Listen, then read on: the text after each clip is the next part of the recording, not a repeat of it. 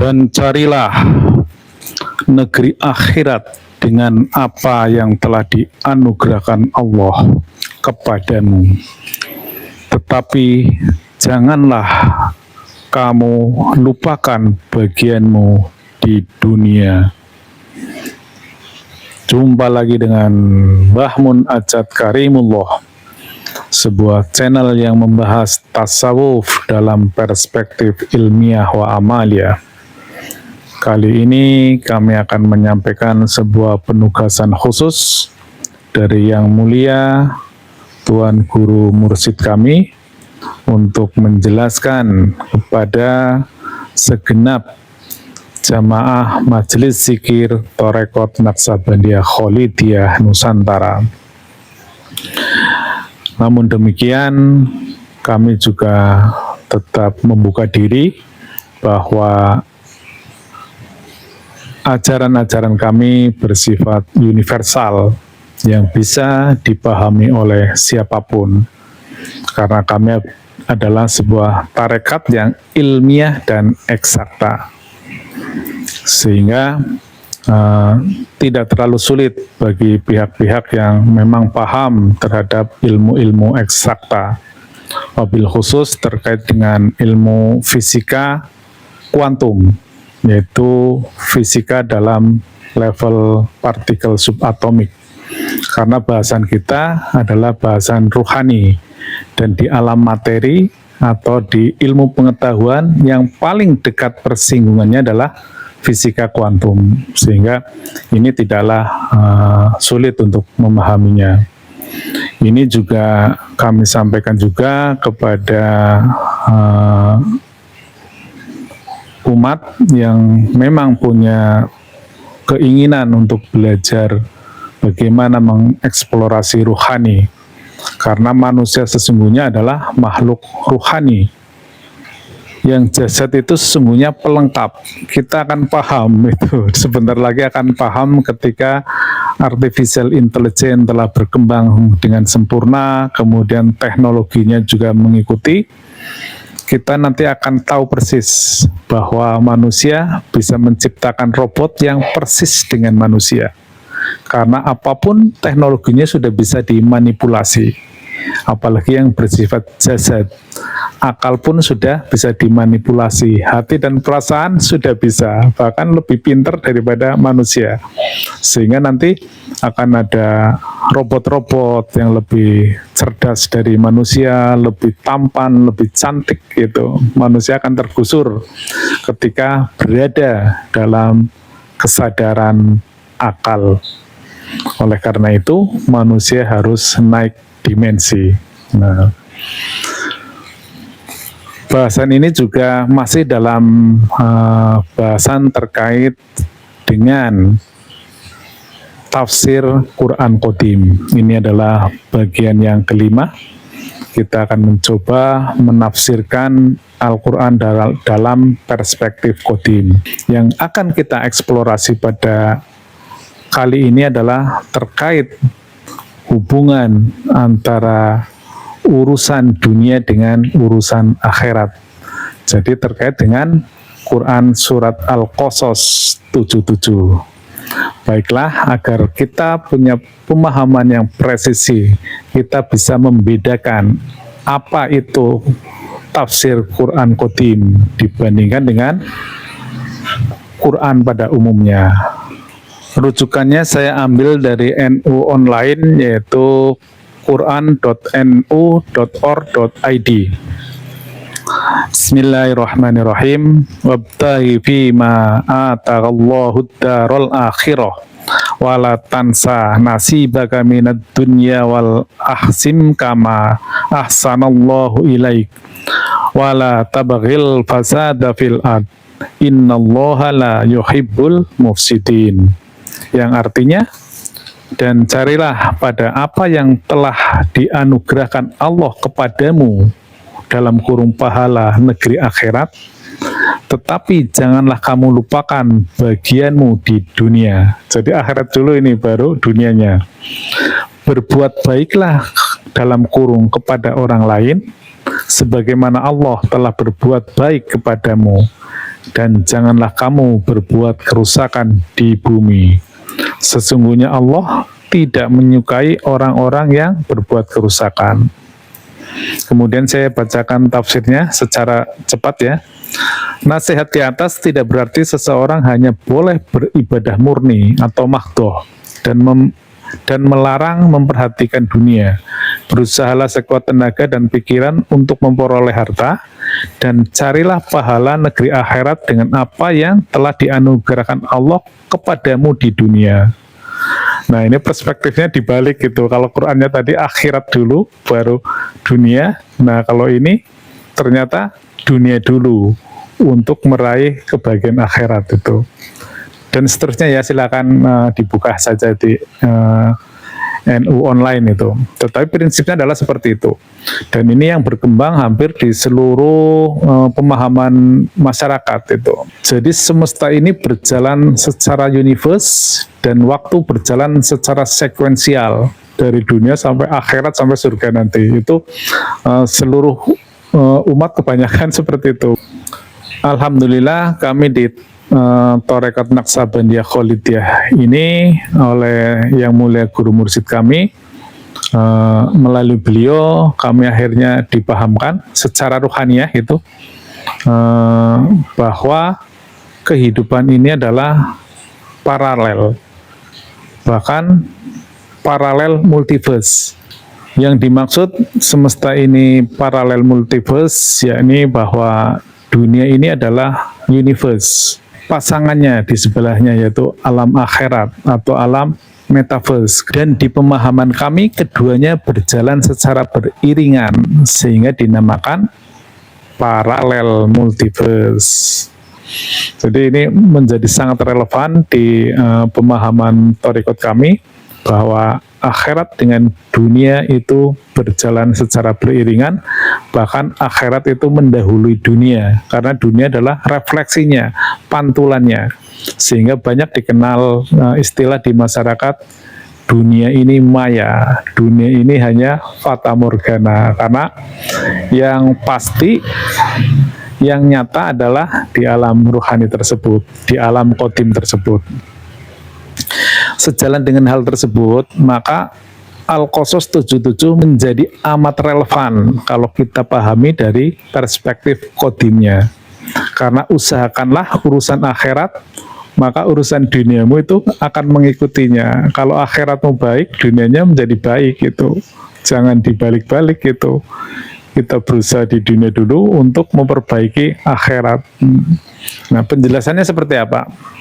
Karena akhirat dan dunia ini paralel, maka tidaklah sulit untuk menjelaskan hubungan keduanya. Jadi manusia ini sesungguhnya hidup di dua dimensi tersebut. Jasadnya, materinya itu hidup di alam dunia ini karena itu kompatibel di alam relatif ini. Yang namanya alam materi, jasad kita apa aja? Ya seluruh jasad ini. Jasad ini, kemudian jasad halus seperti akal, qalb, naluri itu termasuk dalam dimensi duniawi, kesadaran duniawi. Nah, di alam sebelah itu namanya kesadaran ruhani. Ruh kita itu ada di sana gitu. Jadi tidak nempel satu alam itu tidak gitu. Makanya ini pelan-pelan ya untuk memahami ini. Coba saya ambil analogi dengan hukum medan kuantum. Di hukum medan kuantum itu ada dua hukum yang sangat erat hubungannya dengan memahami ilmu ruhani itu, yaitu superposisi dan entanglement.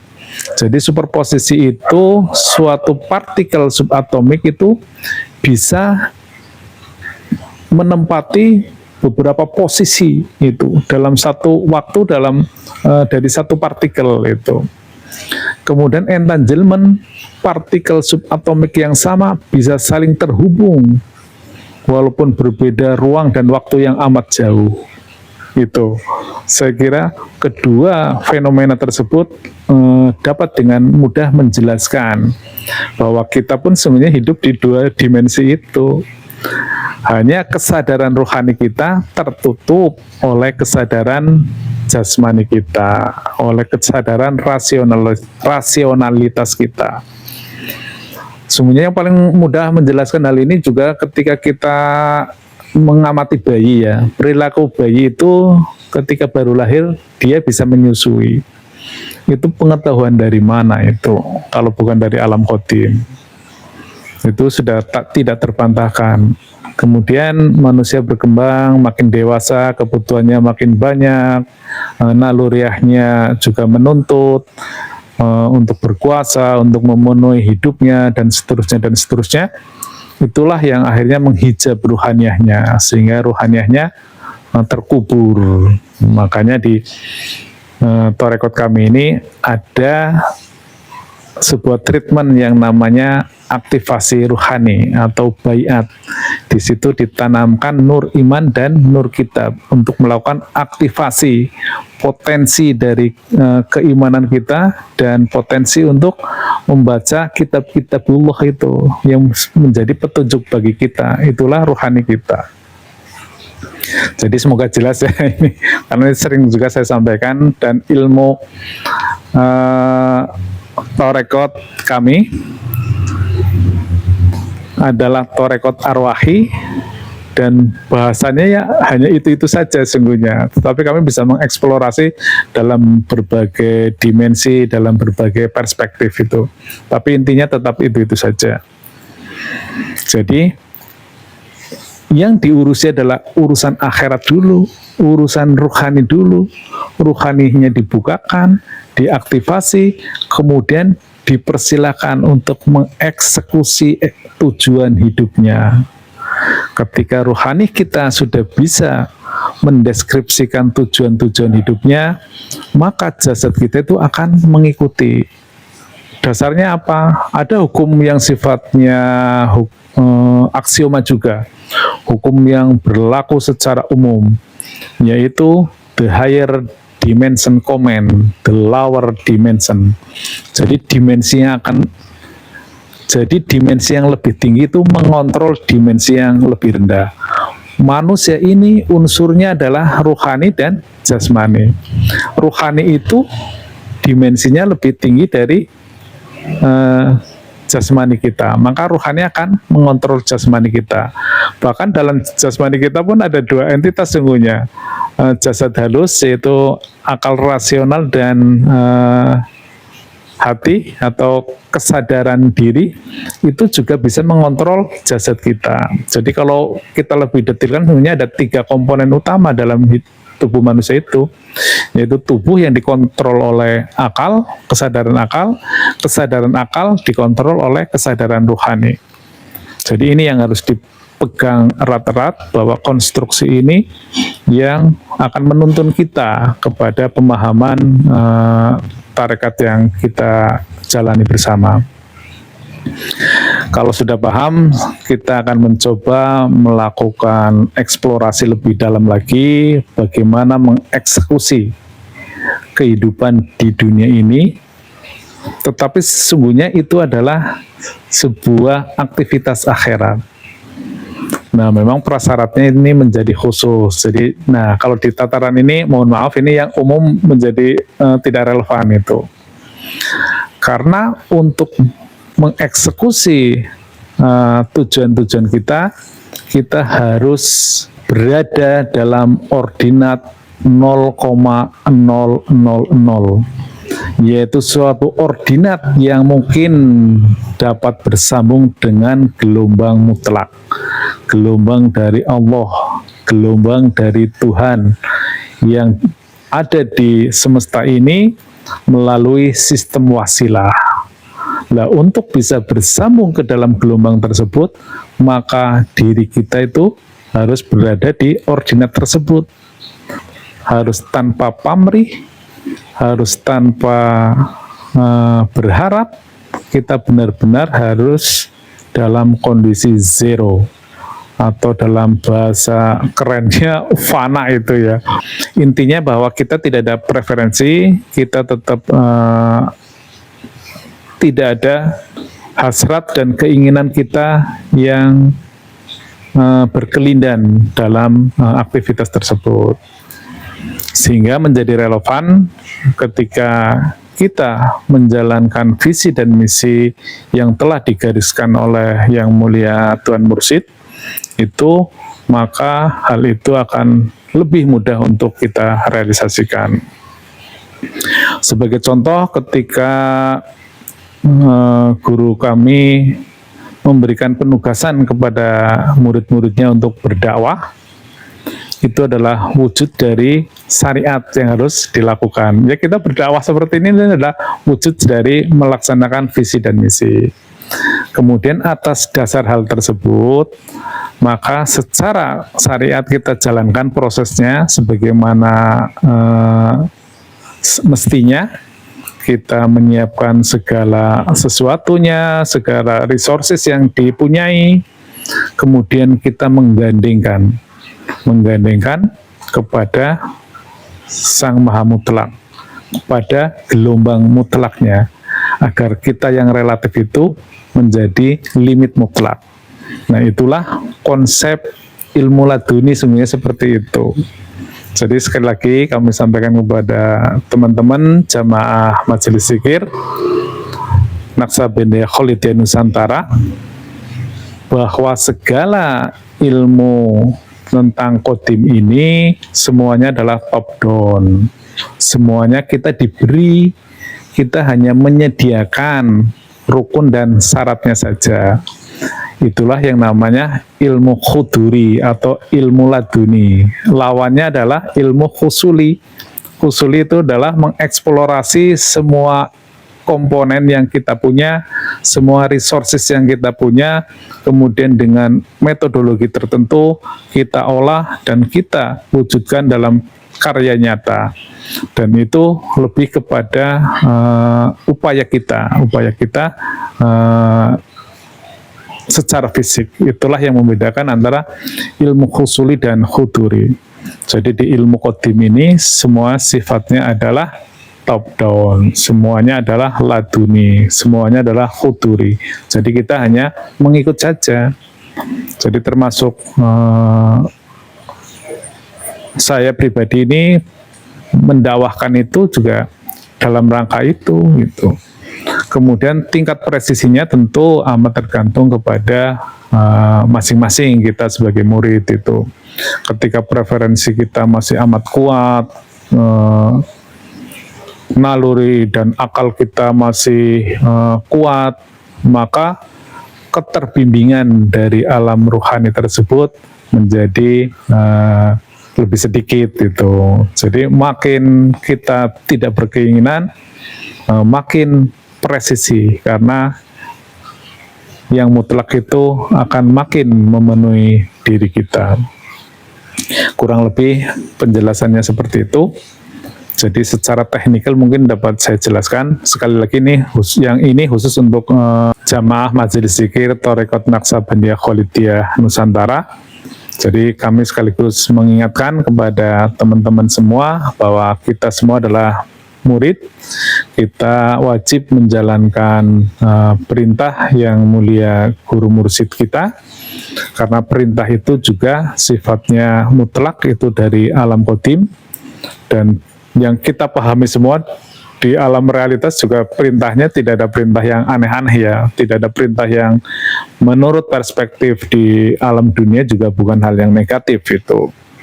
Yang jelas perintah yang paling utama yang sering beliau sampaikan adalah kita berdakwah untuk menyampaikan ilmu tarekat arwah ini.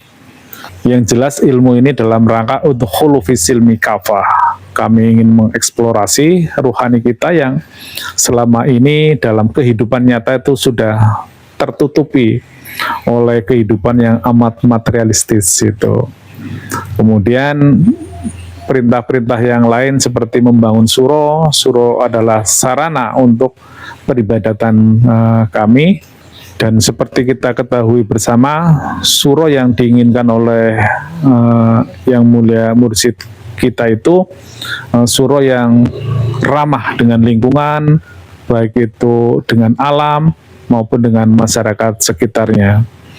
Demikian juga hal yang lain seperti ibadah zikrullah, kemudian ubudiyah, itu semuanya adalah hal-hal yang baik. Nah, prinsipnya ketika kita mengurusi urusan Allah, maka pastilah Allah akan mengurusi kita. Secara prinsip begitu, sehingga dapat kami simpulkan tafsir atas Al-Qasas 77, yaitu perbaikilah, upayakanlah urusan akhirat melalui aktivasi ruhani yang dimanifestasikan dalam suatu kegiatan, dalam suatu aktivitas yang sesuai dengan yang ditunjukkan Allah Subhanahu wa Ta'ala, yang dapat kita pahami, yang dapat kita rasakan melalui hadirnya gelombang yang maha mutlak.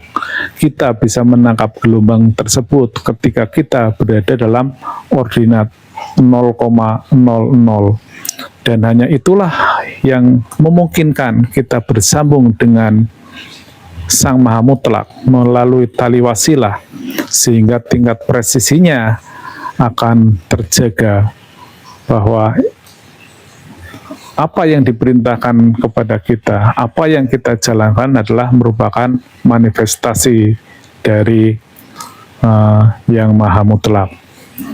Demikian,